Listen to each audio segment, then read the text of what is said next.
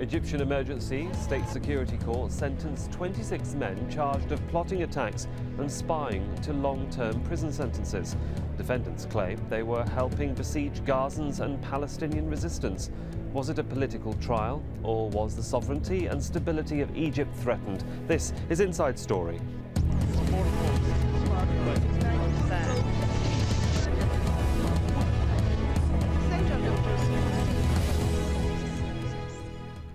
Hello, I'm Sahil Rahman. Welcome to the programme. A court in Egypt hands out tough sentences and the verdict cannot be appealed. 26 men accused of being members of a Hezbollah cell in Egypt were sentenced on Wednesday. Now, Hezbollah is a Lebanon-based Shia political party with its own military wing. Mohammed Shakir has more. Mohammed Qablan, Salim Hamdan and Midhat Hassanin are sentenced to life in jail. Guilty as charged. The men were found guilty of spying for Hezbollah, planning attacks against tourists and smuggling weapons into the Gaza Strip. The sentences range from 6 months to life in jail. 4 men still on the run were convicted in absentia, 3 of them with life sentences. The defendants say they were only supporting the Palestinian resistance in Gaza, but the judge rejected their claims, convinced their motives included attacks on Egyptian soil to destabilize the country. Does the Palestinian resistance operate by manufacturing explosives and storing them in the home of defendant Salim Hamdan in Sinai? Ever since the case became public in November 2008, the exchanges inside the courtroom have been mirrored by debates on the streets of Cairo, as well as in the media's coverage. The Egyptian public is divided. Some feel the defendants broke the law and are criminals. Others say they have a legitimate political cause and the government is making an example of them because they dare to challenge the state. This is the first time Egypt has ever convicted anyone involved in smuggling trade into Gaza. The defense lawyer questioned the motives behind the client's conviction. The defendants were deprived of their basic rights and from obtaining justice. These exceptional courts and verdicts only serve the Zionist entity, which has welcomed this trial. Outside the courtroom, the defendants' family members expressed shock and anger at the verdict. My son is innocent. Why should he get 10 years? What did he do to deserve this? But those close to the government say the sentences were fair and lawful.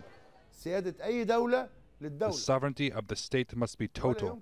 No one is allowed to carry out operations in the name of the resistance inside Egypt unauthorized. Things will get out of control and the whole country will be set ablaze and turn into total mess.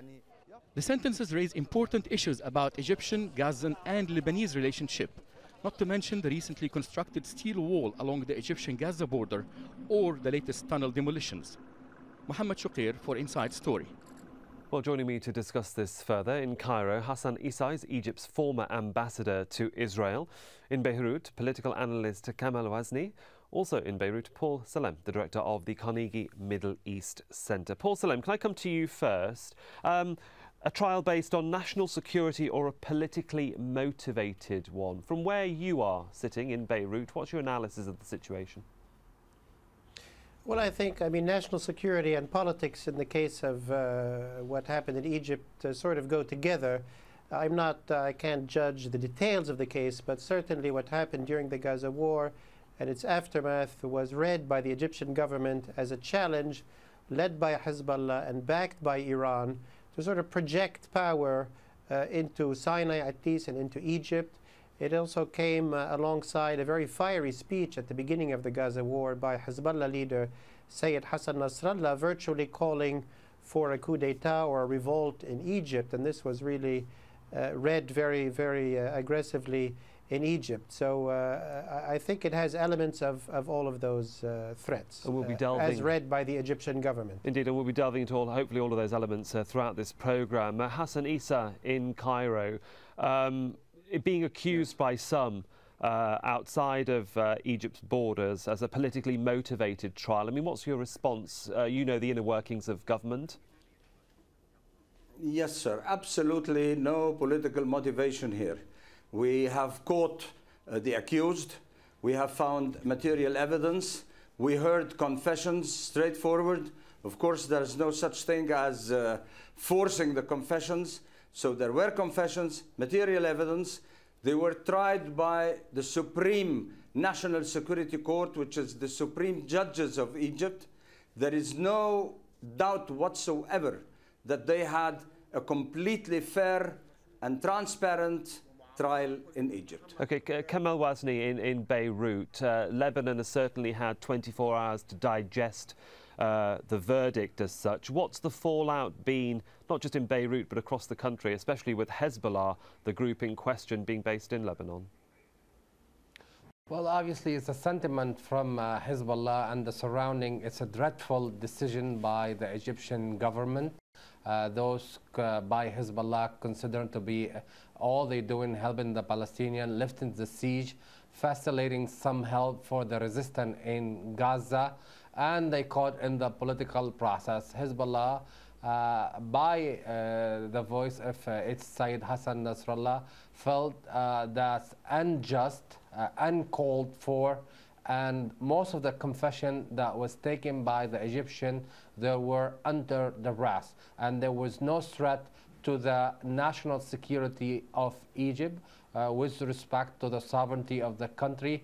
But they looked at that the crime was committed by the Israeli, maybe resonate a major act by the resistance and by the Hezbollah to help their brother in Gaza, especially where their women and children who've been killed by the Israeli machine, we'll come and into they're still under siege at this point. I don't mean to interrupt, but we will bring in the Israeli element to this. I want to come back to Mr. Issa from what you've just heard now from Mr. Wazni about the circumstances as far as he's concerned, the evidence given.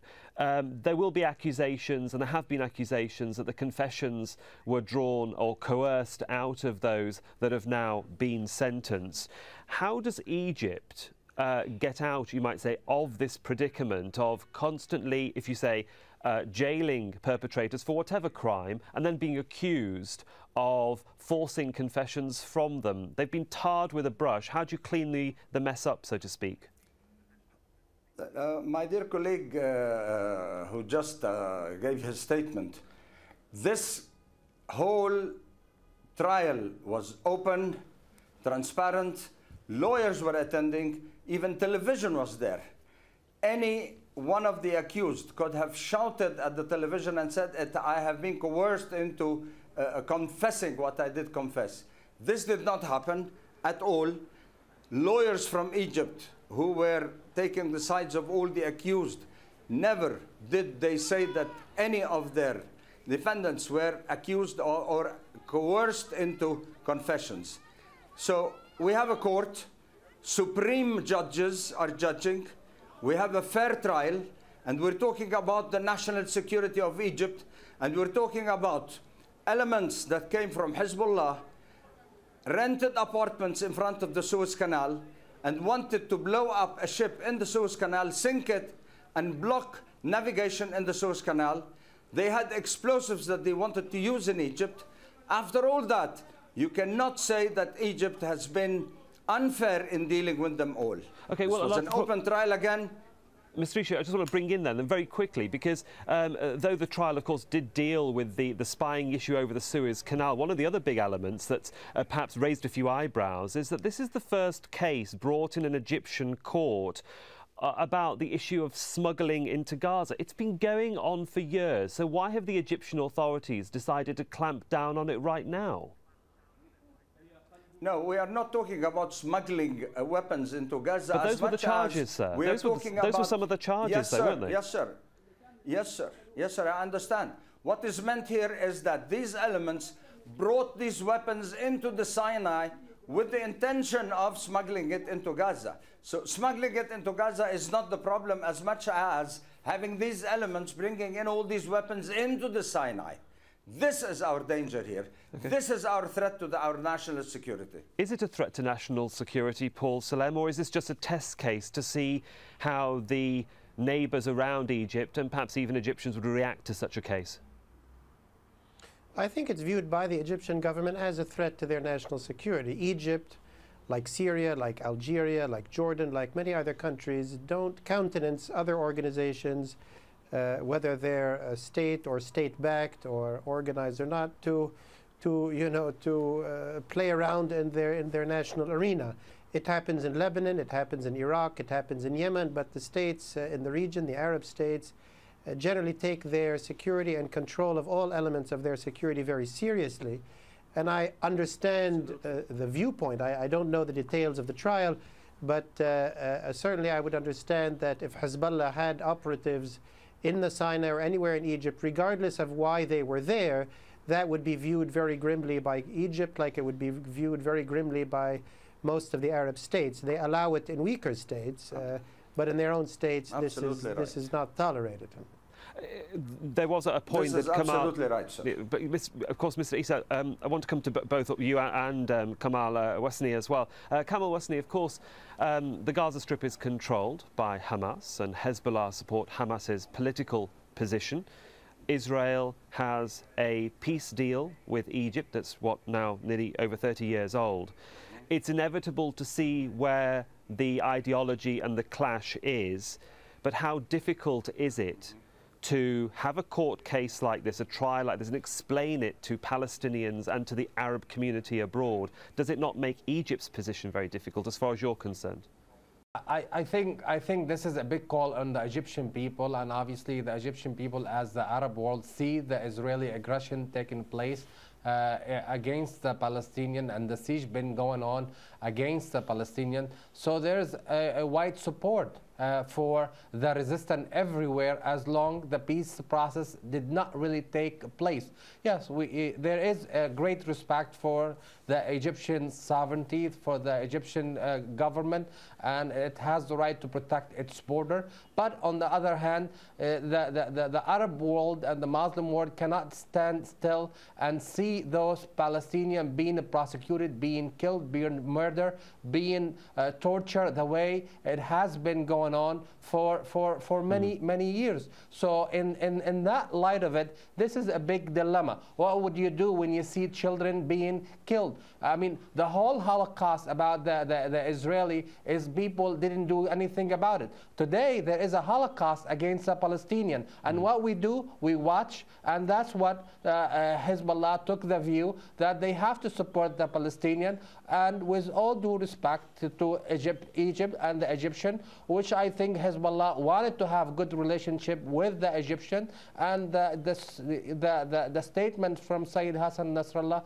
kept it open for political dialogue, because Egypt, in the end, is an important country in the region, and hopefully maybe politics will work its way to reduce the sentence or to release these people. Okay, Mr. Issa, I'll let you come in there. You wanted to come in as well on that issue. Yes, sir. And now, let's please separate these two issues completely.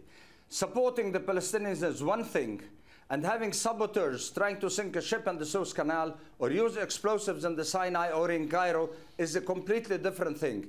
We are supporting the Palestinians. Nobody want to attack the Egyptian. Nobody want to attack Egypt or attack the Egypt territory, and nobody want to undermine, in my estimate, the Egyptian government. I think the Hezbollah what are these people doing in the fighters Sinai? were trying to go and help the Palestinian. It's not the Egypt and the people of Egypt are not the enemy. Egypt was the leader of the Arab world. They were the fighter of the Arab world, and hopefully will be that way. There was no attack on the Egypt territory and no undermining of the Egyptian. It happened, there was a lot of crime taking place, and somebody has to address it. And sorry that for some reason the Arab been idle about standing what's supposed to be right and helping the Palestinian. Okay, Mr. Issa, then, let me just ask Mr. Issa then, as he's just mentioned about supporting the Palestinians. How do you describe, yes, sir? How do you describe, sir, the Egyptian authorities on Thursday apparently gassing an underground tunnel between Egypt and Gaza, and then building and erecting a steel fence which borders both Gaza and Egypt? How does that help the Palestinians?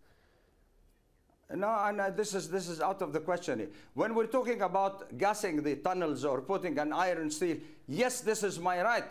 I have in mind, still I bear in mind, that I had 600,000 to 700,000 Palestinians coming from Gaza, swarming my borders into the Sinai with explosives, with guns. Let me bring Paul Salem in here. Is the analysis correct? You have no right to gas people, my friend. Mr. Paul Salem, is the analysis that we're hearing from Cairo and from our other colleague here and guest in Beirut accurate? Is this the sort of argument we are seeing across the border and the debate that is happening across the Arab world?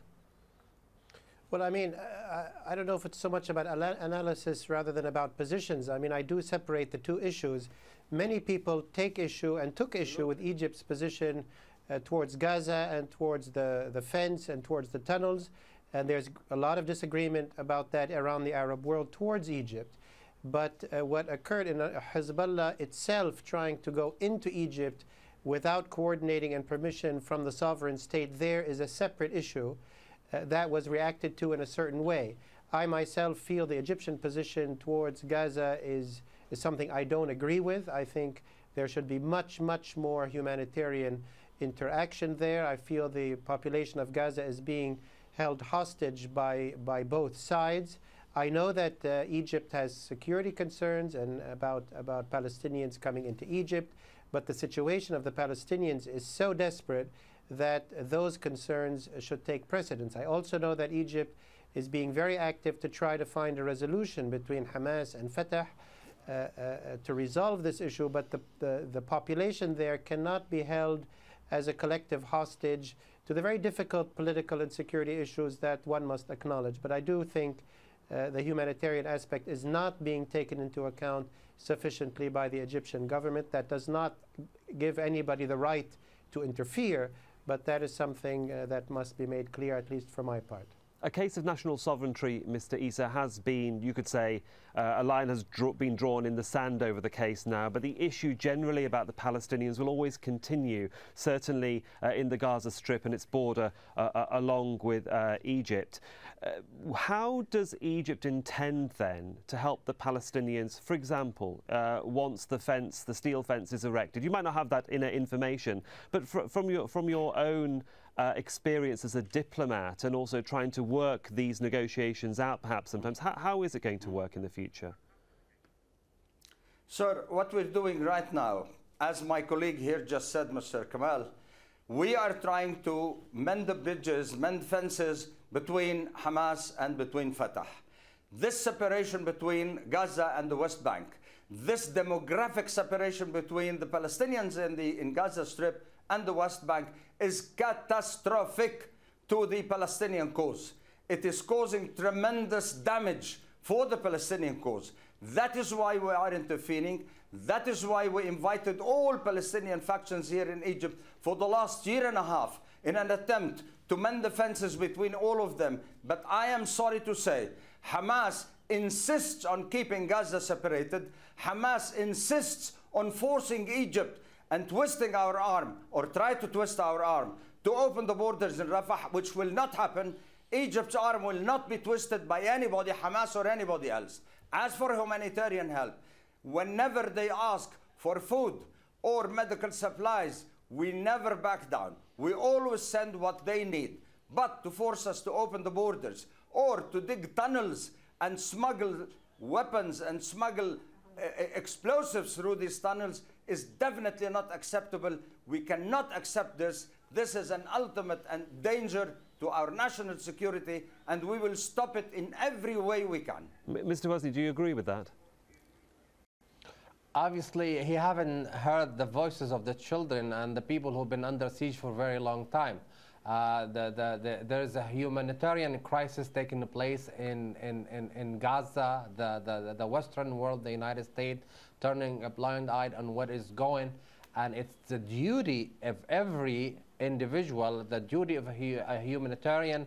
It's under international law, under Geneva law. You have to provide support to those people under siege. This is an issue of a human nature. We cannot mix the two issues together, and obviously I disagree with that sentiment, with that rhetoric. It doesn't serve any purpose. Putin continue the siege and in a way helping the Israeli, keeping that block on the Palestinian. We have to be frank about this, and this action, I think maybe Egypt has to be consider that situation, because gassing Palestinian, as if I understand it correctly, as the ambassador, that's their right. I'm sorry, but that's a crime if that is the position of the government. But I know the government of Egypt distanced itself from the gassing that took place in Gaza.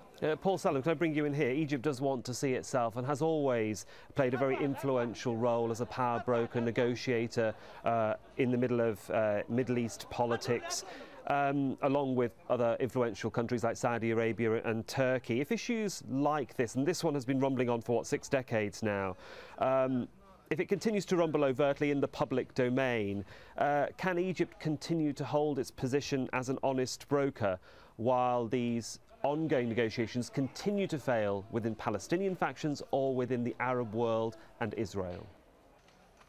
Well, I think in terms of Egypt's role trying to negotiate between Hamas and Fatah, I think it's done a pretty credible job. And from those I've spoken to on various sides, that has generally been the case.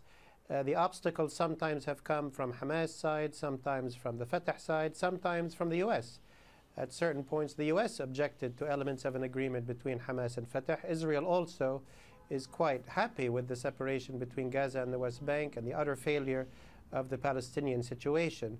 Now, Egypt's power used to be quite dominant in the Middle East, and it played a very important broker role in the Arab-Israeli peace process in general, as well as in Arab politics. Now, obviously, in the last 2-3 decades, Egypt's role has declined somewhat, or declined considerably, but it is still a major player in the intra-Palestinian situation. It has regained that position, and I think it's done reasonably well there.